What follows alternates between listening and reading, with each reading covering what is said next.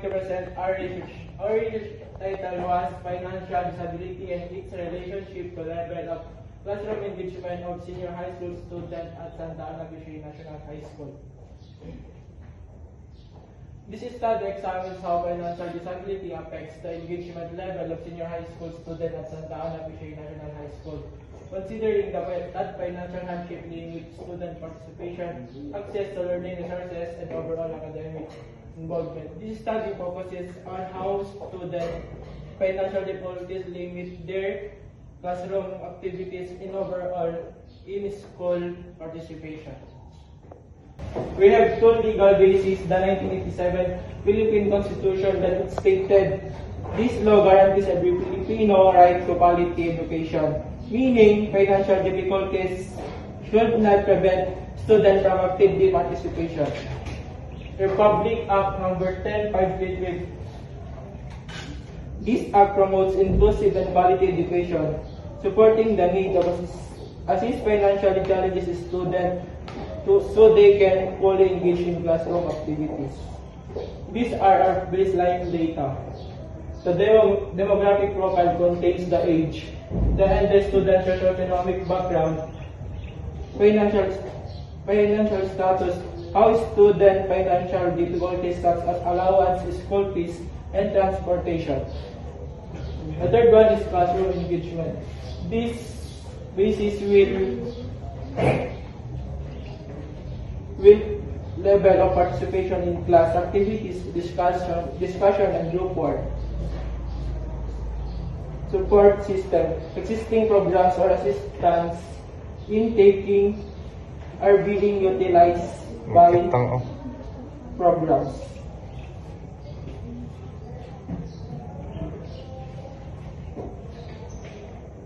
And this is our research question. Number 1, average perceived financial disability senior high school student. Number 2, average perceived engagement level in classroom participation senior high school student. Number 3, relationship between financial disability and engagement level of senior high school student.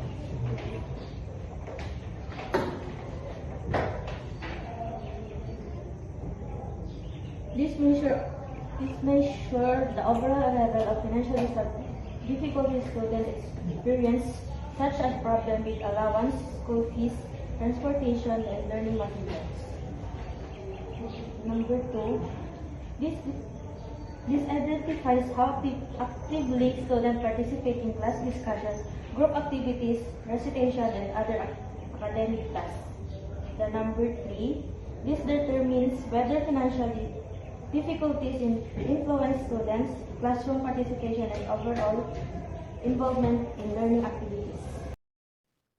Based on Table 1, the overall mean for financial disability is 2.85. Sometimes, this indicates that senior high school students at Santa Ana Fishery National High School experience financial difficulties occasionally but not consistently. The highest concern is the lack of money for basic school needs, 3.18, followed by resilience on other for financial support, 2.93. This suggests that while students face economic challenge, these difficulties are modern in level. On the other hand, the table 2 shows that the classroom engagement was an overall mean of 3.79. Often this means that despite financial struggle, students remain actively engaged in their classes. The highest related engagement indicator in active participation in class discussion is 4.05, while the volunteering to present in front of the class received the lowest mean of 3.58, though still interpreted as often. Relational value was negative 0.030 was obtained by computing the Spearman rank correlation coefficient using the students' survey data. First, the scores for financial disability and classroom engagement were ranked from highest to lowest. Then, the difference between each pair of ranks was computed and squared. After getting the sum of all values, the Spearman formula was applied, where n is the number of respondents After substituting the values into the formula and solving, the result was negative 0.030, which represent the strength and direction of the relationship between the two variables. The critical value 0.125 was obtained from a Spearman correlation critical value table at the 0.05 level of significance. That is 5% margin of error. The critical value depends on the number of respondents or the sample size. The study used the Spearman rank correlation coefficient to determine the relationship between financial disability and classroom engagement among senior high school students. The computed correlation value was negative 0.030, which indicates a very weak negative relationship between the two variables. To determine if this relationship was statistically significant, the computed value was compared to the critical value of 0.125 at the 0.05 level of significance.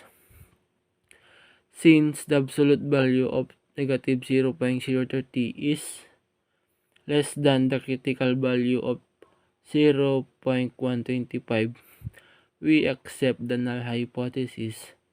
It means that there is no significant relationship between financial disability and classroom engagement in this study. The summary of findings. Students sometimes experience financial difficulty.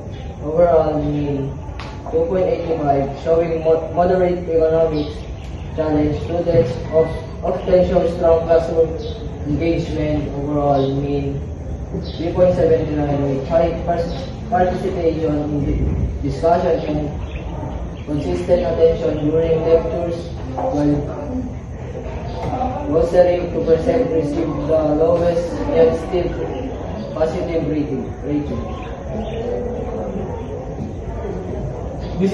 This study examined the relationship between financial disability and classroom engagement of senior high school students at Santa Ana Fishery National High School. This finding showed that students sometimes face financial difficulties but often display strong engagement in participation, attention, and learning activities. Statistical analysis revealed no significant relationship between financial disability and engagement, indicating that economic challenges did not largely affect classroom involvement. Despite financial constraints, students remained motivated, likely supported by personnel, determination, family, and school programs. Continued support is important to maintain participation and equal learning opportunities. Although some students experience financial difficulties, these challenges are significantly affect their classroom participation and academic performance. Student resilience, motivation, and existing support programs help sustain high engagement levels despite economic constraints. And this is our recommendation.